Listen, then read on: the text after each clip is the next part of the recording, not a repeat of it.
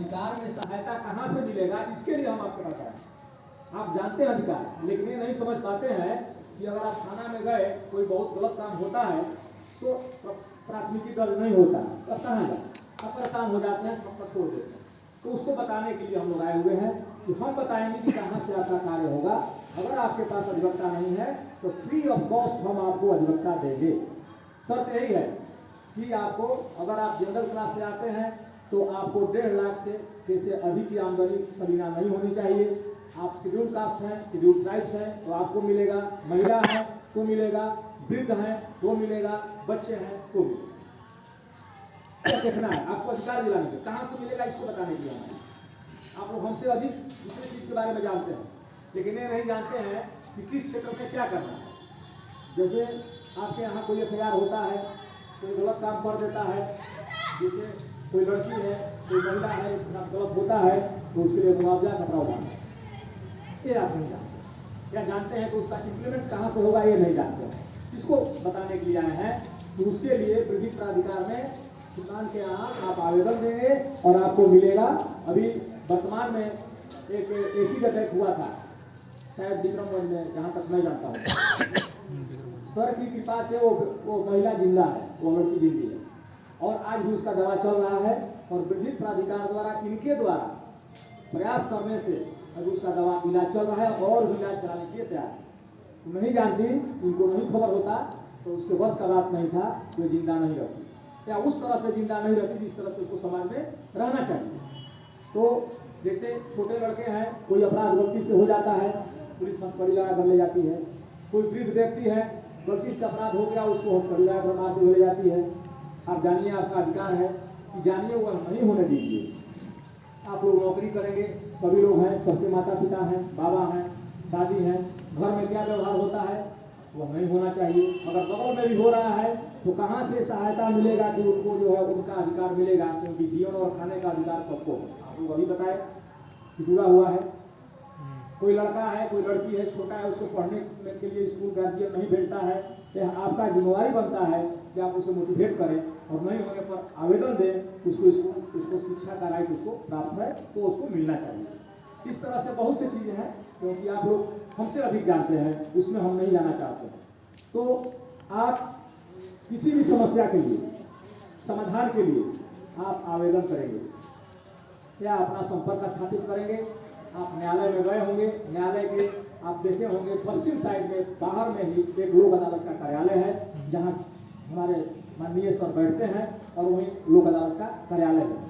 वो लोक अदालत में ही समूचे कार्य होते हैं। आप संपर्क कर सकते हैं, सहायता केंद्र है, आप पूछ सकते हैं कि इसके लिए हम कहाँ जाएँ, क्या करें। जैसे सपोज कीजिए कि आप लोग हैं, एजुकेशन लोन नहीं मिलता है, कभी कभी बैंक में जाने पर बहुत परेशानी होती, सबको होती है। बहुत तरह का कार्य, 4 लाख तक आपको लोन लेना है तो बैंक मैनेजर नहीं देंगे, 10 लाख तक होगा तो बोलेंगे मॉर्गेज रखिए तब देंगे। ऐसा होता है, प्रतिदिन होता है, क्योंकि मैं 5 बैंक के पैनल का एडवोकेट में हूँ, तो मैं देख रहा हूँ कि समस्या हो रही है। तो जब होती है तो आपको यहाँ जाना है, इनके यहाँ से पत्र जाएगा और आपका अधिकार आपको मिलेगा।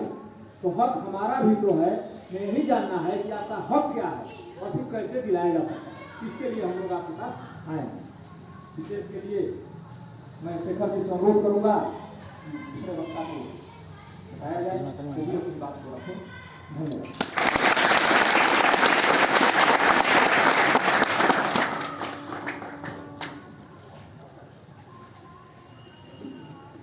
और हमारे विनोद सर जो आप लोग के बीच में बातें रखें तो आप लोग समझ रहे हैं।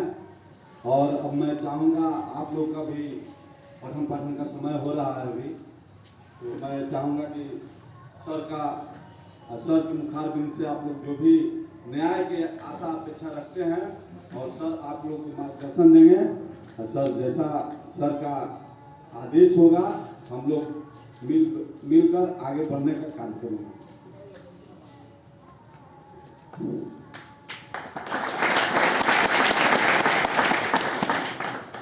तो मैं सारे बच्चों को धन्यवाद देना चाहता हूँ।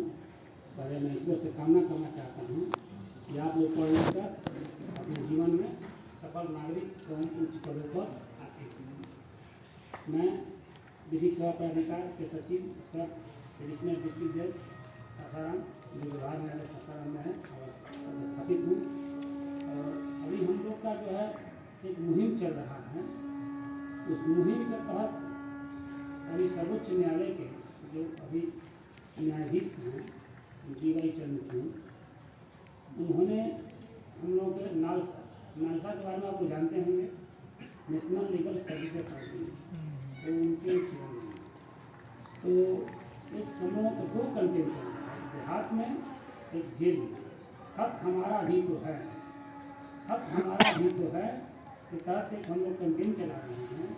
इससे तहत हम लोग सबको बताना चाहते हैं कि जो व्यक्ति समाज से वंचित, जिसको मतलब समाज को जानता ही नहीं तो हमारे लिए भी कुछ समाज कर सकता है, हमारे लिए भी कुछ सुविधा मिल रहा है, हमारा भी कुछ खर्च है, तो समाज से वंचित व्यक्ति, जैसे ऐसे भी बच्चे होंगे जिसको घर से पढ़ाई लिखाई से मतलब नहीं है, तो वैसे बच्चे के गांव के जो आदिवासी हैं, ये हैं, बहुत लोग ऐसे हैं, उसके लिए बनाए हैं। और हम लोगों को जिस हमारा संस्था जो है डिस्ट्रिक्ट लीगल सर्विस अथॉरिटी, आप लोग को जीके में भी आएगा। उसके बाद बालसा का फुल फॉर्म होता है बिहार लीगल सर्विस अथॉरिटी, मतलब कि सेंट्रल में, भारत सुप्रीम कोर्ट में, हाई कोर्ट में और जिला कोर्ट में, कोर्ट 3 ही होते हैं, तीनों जगह जो है काम कर रहा है। तो हम लोगों का यह है कि बच्चों को राइट टू एजुकेशन, आप लोग तो जानते हैं 6 साल से 14 साल के बच्चों को एजुकेशन देना। मैंने प्रश्न किया भी तो आप लोग बता देंगे। ये बहुत हमको खुशी की बात है कि आप लोग अपडेट हैं। लेकिन यदि जो बच्चे नहीं जानते हैं कि हमको पढ़ने का अधिकार भी है, जो समाज से वंचित हैं, वैसे लोगों को भी आप लोग बताइए। और एक ऐसा भी मुहिम चल रहा है बच्चों के बीच में कि 25% जो है यदि प्राइवेट स्कूल हैं तो सरकार मतलब कि हम लोग लिखवाते हैं, उसमें पैसा उसको नहीं देना। जैसे अभी केंद्रीय विद्यालय है, उसमें 25% बच्चे जो हैं वो एकदम गरीब बच्चे पढ़ते हैं। हाँ, BPL के कार्ड के तहत है, चाहे यहाँ के जो सबसे VIP स्कूल हो, जैसे कॉल कहीं है, तो उसमें भी बच्चों को एडमिशन है। तो ये बताना है कि आपको ऐसा नहीं है कि आप गरीबी के चलते आपके पास कोई सुविधा ना उसके चलते आप उसको कि पढ़ने का अधिकार है और ये मूलभूत अधिकार है, जिससे आप कोई वंचित नहीं कर सकता। फंडामेंटल राइट से किसी वंचित नहीं कर सकते हैं।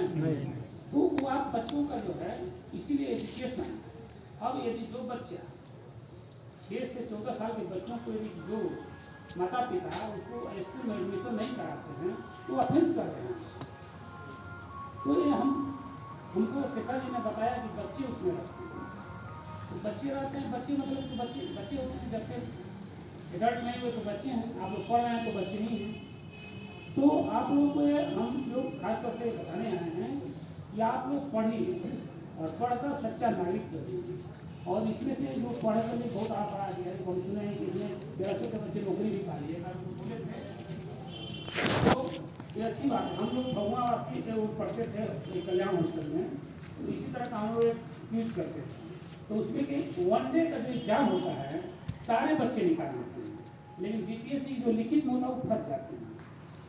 एक उसी में से मेरा पुलिस हो गया था, मेरा बॉडीगार्ड बन गया था भागलपुर में। वो क्या किया कि उसको कोई भी क्वेश्चन IAS के परीक्षा करता था, PT निकाल लेता था, लेकिन 10 लाइन लिखने के लिए कह दीजिए कि I1 लिख कर दो, तो उसमें 5 गलती करता था। तो मैं आप लोगों को इसमें यह बताना चाहता हूँ कि आप लोग बहुत तेज हैं। हमने 2-4 क्वेश्चन पूछा तो हमको ये लग गया कि सामान्य बच्चों से आप लोग पीछे हैं। तो यदि आप बड़े कंपटीशन में तैयारी करते हैं, यदि IAS के कंपटीशन में बैठते हैं, तो BPSC में कोई दिक्कत नहीं। मैं अपने को बताना चाहता हूँ, मेरा अनुभव जो है, मैं बहुत गरीबी से पढ़कर वहाँ तक और मैं तैयारी करता था IAS का। IAS की परीक्षा में हमको पेपर जब आया तो मुझे नींद लगने लगा। इतना टफ क्वेश्चन था, वो भी संविधान से हम पढ़ किए थे। लॉ से मैं इसमें परीक्षा दे रहा। लॉ का क्वेश्चन, एक क्वेश्चन में 6 क्वेश्चन था, तो मैं उसको नहीं समझ पाया, लेकिन मैंने पढ़ाई छोड़ा नहीं और जज का एक बार में ही परीक्षा दिया और AC में टॉप कर गया, जनरल में।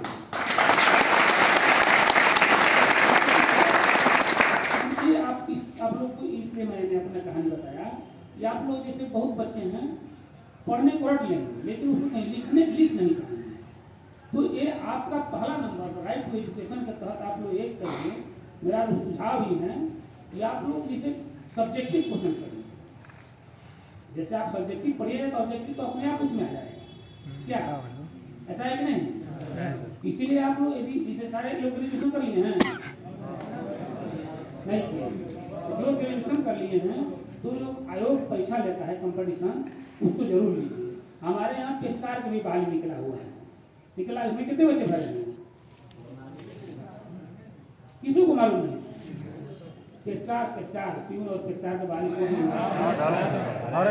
तो उसमें जो है आपकी पीटी मेंस और इंटरव्यू हो, तो जो बच्चे पढ़ने वाले तेज होंगे से परीक्षा होगी, पियन बोले नहीं है। और जो बच्चे पढ़ते हैं, हमारे मैं बताया कि मैं जिस हॉस्टल में पढ़ता था उसमें 25-30 बच्चे निकले थे, और पेशकार को बन गए, लेकिन सारे नौकरी छोड़ दिए और सभी अधिकारी बन गए, समझ लीजिए। तो इसमें हम आप लोग जितने भी बच्चे भी पढ़ रहे हैं तो कहीं ना कहीं देहात से, गांव से आके गरीब परिवार से बिलोंग करते हैं, तो आप लोग को बहुत अच्छी बात है कि हमको अवसर मिला आप लोग के बीच में आने का।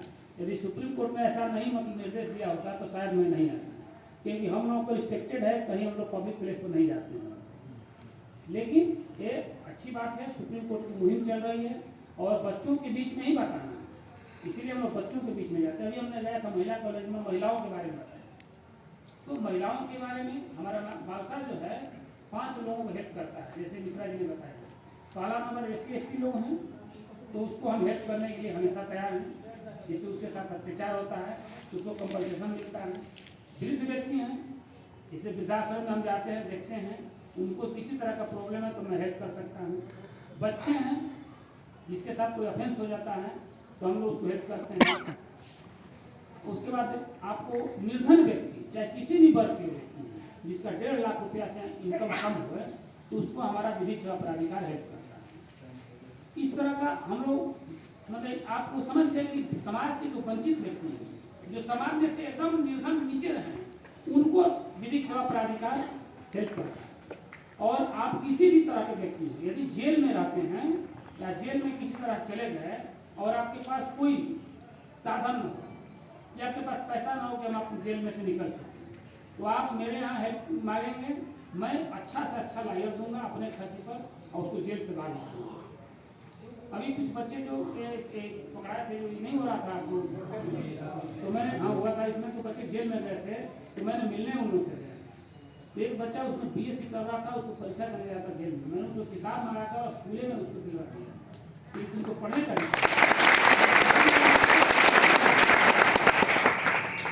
उसको जब मैंने लीगल एड दे दिया तो तुरंत वहाँ 4-5 बच्चे और थे जो गया के जेल से आए थे, वो लोग भी कहे तो सबको हम लोग ने वहाँ बुक दिलवाया, वो पास किया, वो बढ़िया होगा, क्योंकि जेल में तो खाना पीना है, ठीक से कोई टेंशन है नहीं, आराम से पढ़ना है और पढ़ना है।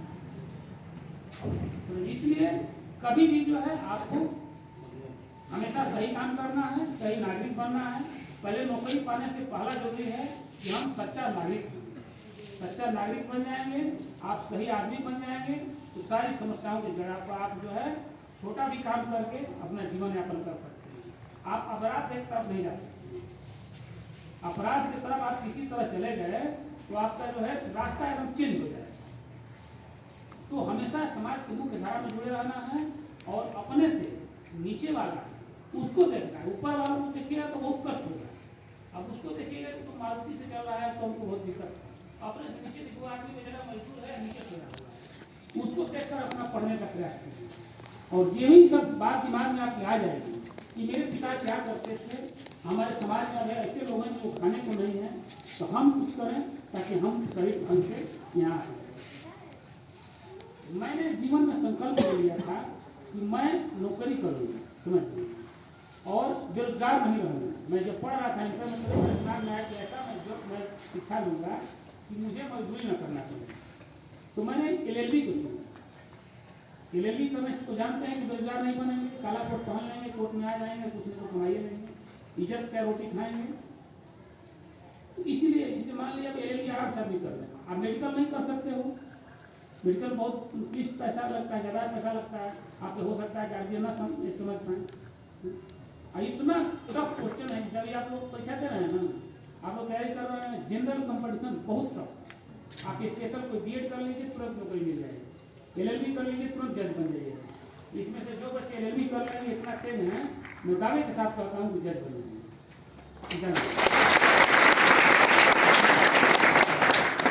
क्योंकि स्पेशल में बहुत ज़्यादा समस्याओं का मतलब भीड़ नहीं आता। अभी तो कोई भी परीक्षा दो, ट्यून की परीक्षा दोगे तो MA PhD जो किया है वो से लेके 8वां क्लास तक के सब लोग भरेंगे। 18 फार्म। अभी जज की परीक्षा हुआ है उसमें कितने लोग थे? बहुत कम थे, मतलब 6000 उम्मीदवार थे। तो इसीलिए आप यदि पढ़ रहे हैं तो साथ साथ एक और ध्यान दीजिएगा, ITI कर लीजिए, चाहे मान लीजिए आप कोई प्रोफेशनल डिग्री ले लीजिए जिससे कि आप स्पेशल बन जाए और कसम खा लीजिए कि मुझे do and only do not die. हम पढ़ेंगे और नौकरी पाएंगे और अपने समाज के लिए कुछ करेंगे। एक चीज मैं आप लोग को और बताना चाहता हूँ कि हम लोग एक लीगल अवेयरनेस कैंप तो कर ही रहे हैं, साथ ही साथ 12 नवंबर को राष्ट्रीय लोक अदालत लगता है हमारे। इससे सब लोग वाकिफ हैं। राष्ट्रीय लोक अदालत जो है उसमें बिना पैसा के, बिना वकील के आपके केस को निपटारा हम लोग करते हैं। जैसे आप लोग किसी का बिजली बिल हो, किसी का उपभोक्ता फर्म में केस हो, किसी का मोबाइल बिल जला गया हो, या किसी का किसी भी तरह का, जैसे लोन लिए हो, नहीं दे पा रहे हो, निर्धन हो, तो मेरे लोक अदालत में आपके जानकारी में भी है तो भेजिए, उनको हम बहुत रिलैक्स देते हुए उनके केस को मैं खत्म कर दूँगा। जैसे मान लीजिए कोई लोन लिया, आपके पिता ही लोन ले लिए, वो पैसा नहीं दे पा रहे हैं, चाहे मान लीजिए उनके नाम से नोटिस आ रहा है वो मृत हो गया, तो आप जाकर मेरे यहाँ केवल आवेदन दीजिएगा तो मैं उनको खत्म कर दूंगा। तो ऐसा हम लोग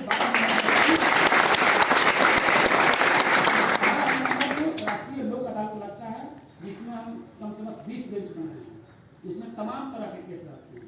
और यदि किसी कारण का छोटे मोटे केस यदि आपके ऊपर हो गया हो, चाहे किसी आपके आस पड़ोसी पर चाहे किसी के उसको जानकारी हो, तो उसको जरूर बताइए कि राष्ट्रीय लोक अदालत में जाकर आप लोक अदालत में केस को समाप्त करा देंगे।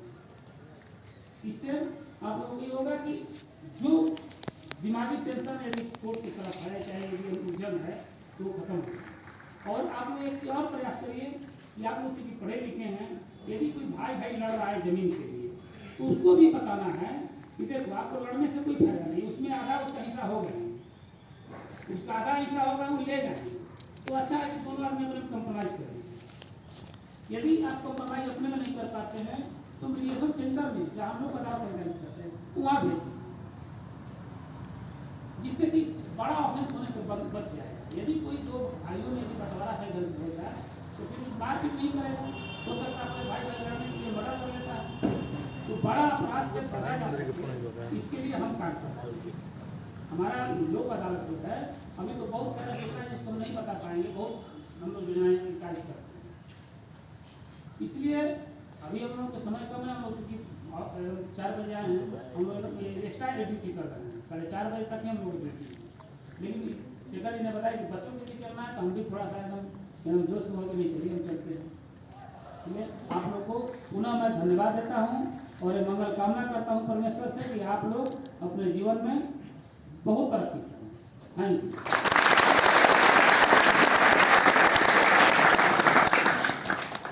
किसी भी समस्या और जो सर के माध्यम से आप लोग को जानकारी मिली, और किसी को कोई समस्या है तो आप लोग बोल भी सकते हैं, पूछ भी सकते हैं, और आगे कार्यक्रम अगर कोई किसी को समस्या है तो बोल सकते हैं, नहीं तो